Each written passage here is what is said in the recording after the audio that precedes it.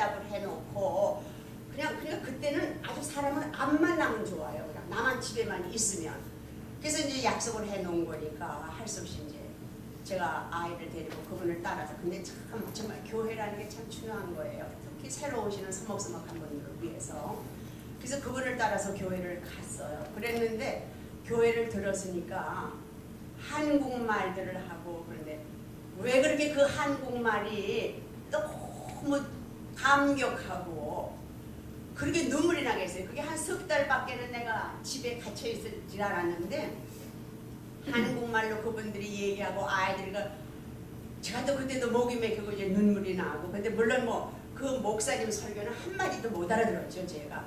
그러면서 교회를 가기 시작을 했어요. 그랬는데 그다음에 거기서 또 누구를 만났냐면 미세스 그리얼슨. 그분이 제가 이제 떠올리고 싶은 지혜의 여인상인데, 미세스 그리얼슨이라는 카나다 할머니인데 그분이 벌써 80이 되셨더랬어요 그때는. 그래서 그분이 교회를 오셨는데 절 보고 새로 왔느냐고 그러면서 너 영어 배우고 싶지 않느냐고 그러시더라고요. 그래서 제가 또 예스 그랬죠. 그래놓고도 또 후회죠. 이제 내가 그분을 어떻게 만나서 뭐라고 얘기를 해야 되나 하고. 근데 그분은 1800년 말 때 이북 성진으로 가신 분이에요. 남편은 닥터 그리얼슨이라고 목사시면서 선교사시면서 의료 선교를 하셔가는 분이셨더랬어요. 근데 물론 그때는 벌써 영광으로 다 돌아가시고. 그래서 그때부터 이제 이분이, 그때 벌써 80이 지나셨는데 이분이 저한테 전 그렇게 먼 데 사시는지도 몰랐죠. 나중에 알았지만 지하철을 타시고 다시 육지에 올라와서 버스를 타고 저희 집까지 오시는데 1시간씩이 걸리셨어요. 그래서 저를 이제 오셔서 영어를 가르치시는 거예요. 그러면 이제 오실 때 또 자기 아이들 어렸을 때 쓰던 바퀴 다 빠진 허물어진 새로 된 자동차들을 이제 한 주머니를 가져오셔서 쏟아놓으면 우리 아이는 그걸 가지고 1시간을 좀 놀아요. 그러면 그 사이에 저는 이제 영어를 배우는 거예요. 근데 그분은 다행히 한국 사람들을 이렇게 접촉해 보신 분이어서 어떻게 영어를 가르쳐 주는지 아셨던 것 같아요. 그래서 이제 어떤 데는 제가 하도, 그리고 이렇게 일찍 유학 오신 분들은 영어가 쉽게 배워지시는데 저는 이렇게 살림을 하다가 어른이 돼서 오니까 어쩜 그렇게 혀가 그렇게 딱딱할 수가 없어요. 안 굴러요. 그러니까 그분이 어떤 데 큰 거울을 가지고 오셔요. 그래서 제 혀를 내보래요. 그럼 자기도 하면 이제 그러면서 제가 발음하기 어려울 때 우리 TH 이런 사람. 그러면 제가 꼭 바보 같다는 걸 느낀 게 거울을 내놓고 이거를 그냥 제 발음 나올 때까지 하시는 거예요. 그래서 제가 그냥 좀 그만 좀 하고 싶고, 그러면서도 제가 배우기 시작을 했어요. 그러면서 이제 그 다음에는 교회를 그냥 건성 따라가다 보니까 내가 이거 그냥 있을 게 아니라 우리 아이를 위해서도 그렇고 주일학교를 해야 되겠다. 한국말로 하는 거니까. 그래서 제가 주일학교를 이제 시작을 했어요. 거기서. 제가 사실은 저 이화대학교 부속 유치원을 아동교육과를 하고 유치원에서 좀 가르치다가 왔어요. 참 부끄럽죠. 그런데 영어를 한마디도 못했으니까요. 그래서 내가 아이들을 좀 가르쳐야 되겠다. 그리고 시작을 한 게 이민들이 늘면서 한 100명까지 됐었어요. 그래서 제가 아주 정말 굉장히 바쁘게 주일학교를 하고 그래요. 그래서 제가 이제 말을 조금씩 배우기 시작하니까 제가 미세스 그리얼슨한테 제가 월사금 얘기를 여쭤봤어요. 왜 그러냐면 내가 이거 처음에는 뭣도 모르고 이렇게 했는데 한 몇 달이 지나니까 만일에 내가 이거 그동안 배운 거를 다 월사금을 내야 되면 안 되겠다 싶어서, 그냥 그때 아빠가 저 장학금으로 갔기 때문에 900불을 받았거든요. 그래서 그 한 칸짜리 방값 내고, 그리고 돈이 없으니까 이제 지의 비행기표 값을 한 거 하고 갚으면 정말 먹고 사는 것도 겨우 할 때예요. 그래서 제가 미세스 그리얼슨께 제가 어떻게 사례를 할까요 하고 떠듬떠듬 여쭤보니까 저를 이렇게 보시더니 영심하고 부르시더라고요. 그러면서 네가 나한테 사례를 하는 게 아니고 앞으로 너같이 도움이 필요한 사람한테 나하고 똑같이 도와주는 게 네가 나한테 사례하는 거다 그러셨어요. 저는 그때부터 그게 성경 다음에 두 번째 저의 삶의 성경이에요. 진리예요. 그런데 그때 그렇게 여쭤봤던 게 얼마나 제가 무안하고, 그리고 그분이 그렇게 말씀해 주시는 게 어쩜 그렇게 고맙고, 근데 그게 꼭 어머니의 그 부드러운 소리처럼 느껴지면서 제가 얼마나 통곡을 했게요.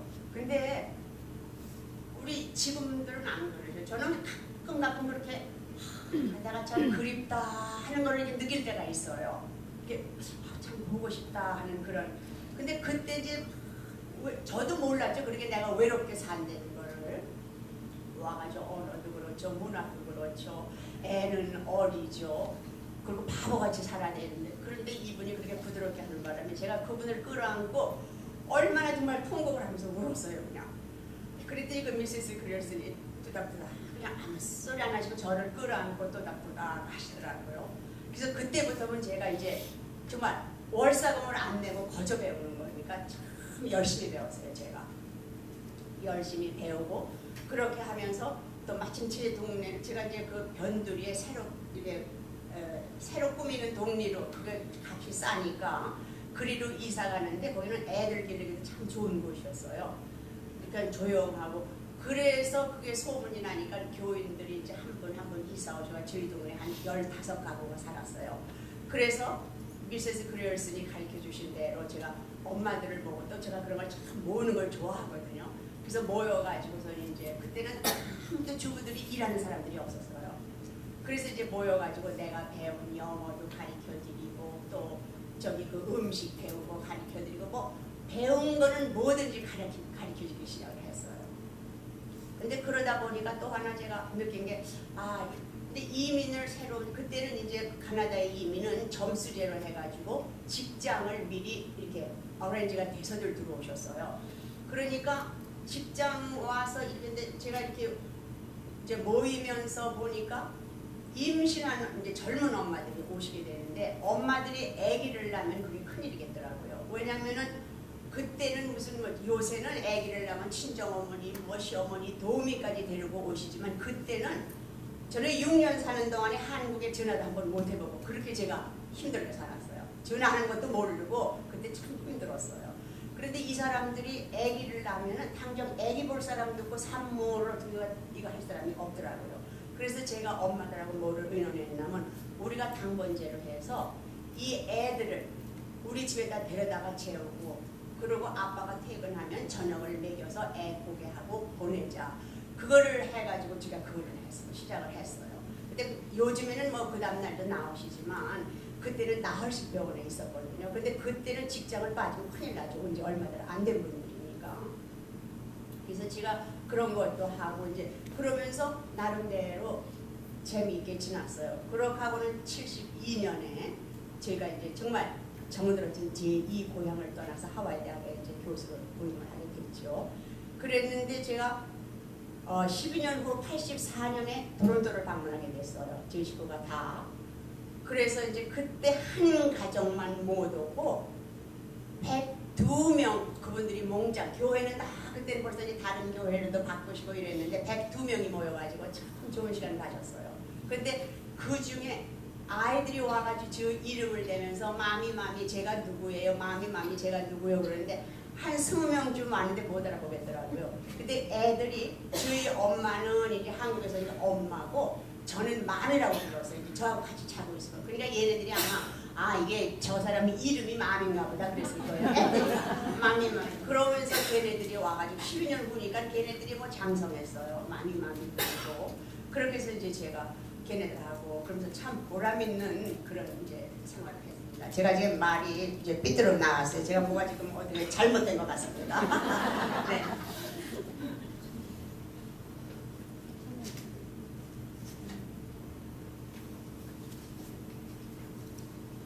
제가 그 다음에 또 할 얘기가 있었는데, 네.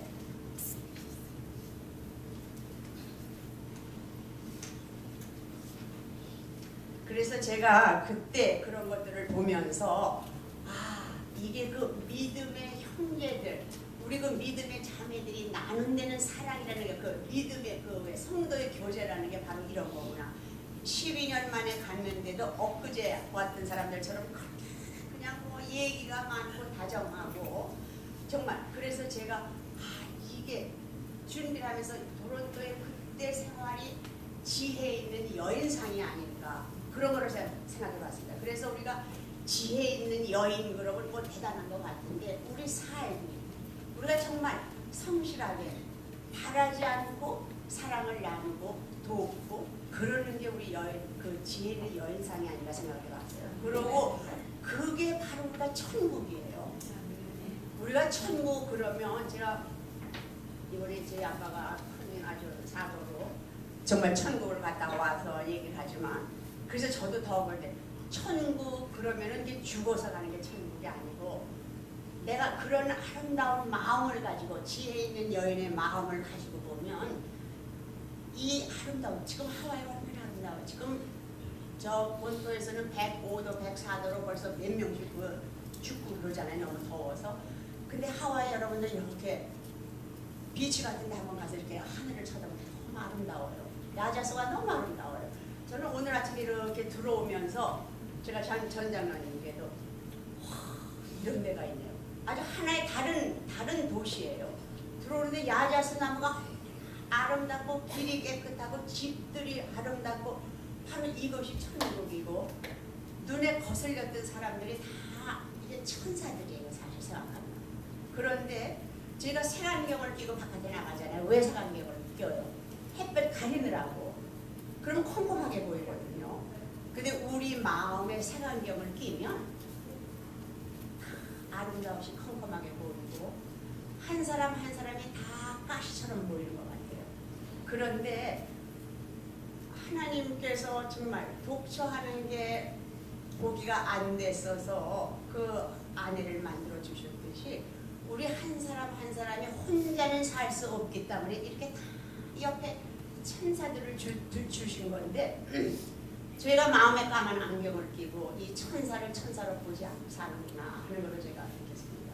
정말 지금 우리가 살아있는 이곳이 천국이고 더군다나 오늘 보세요.